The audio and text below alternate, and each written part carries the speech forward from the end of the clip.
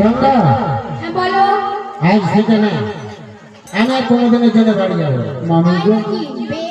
কেন যাবো বলছি? এবার তুই চলে যা। সকাল হলে না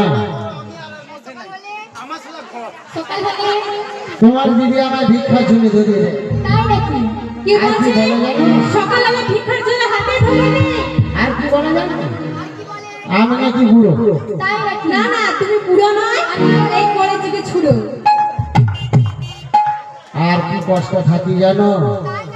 হ্যাঁ ওইলে বলছি আজ থেকে আর কোনোদিনের জন্য বাড়ি যাব না, এই তোমার কাছে থাকবে। ভালো করে ভালো করে দেখা যাবে না কি হয় বলো? হ্যাঁ, তোমার কাছে এখন থাকি, গল্প হবে। কি বলো? কেউ গল্প করতে বসি তাহলে। কত গালাগালি দেয়, কত বুড়ো বলে, কত খারাপ বলে। ও প্রভু, বেশ কি হয় দেখা যাবে না? প্রভু।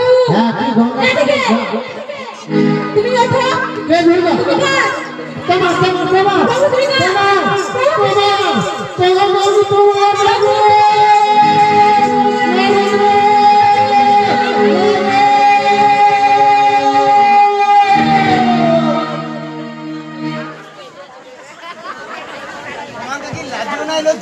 কিসের লাল লজ্জা ঘোড়া করতে গেলে আমাকে বল।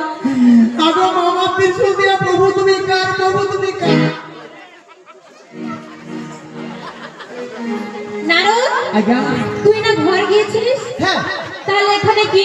আমি তো লক্ষ্মী বাজার পাড়িয়ে চলে গেছি। আচ্ছা, হঠাৎ শুনতে গেলাম কি জানো? কি? প্রভু তুমি কার? আচ্ছা, আমি দাঁড়িয়ে বলছি তাই নাকি? প্রভু তুমি কার? আমি বলি দাদা আমি কার? এই সব কি নাই কথা না? ওই তো তুই এখন হ্যাঁ নারদ রে, তুই চলে যা। কেন গো? এখানে না কাল বৈশাখী ঝড় উঠবে। হ্যাঁ হ্যাঁ, না ঝড় হলে কাইল তো উড়ে পাই যাবে, আমার আগে পাই যাবে। বেশ তুই চলে যা। এই যে কি আছে, তোর যদি এত ভাতের দরকার তুই আমাকে বলতে পারতিস, না হয় আমি আমার ভাতাকে সেজে গুজে তোর বাড়িতে পাঠাবো। না রে, আমার কি বাড়ির অভাব পড়েছে নাকি? ভাতারের অভাব পড়ে তো আমার স্বামী কিন্তু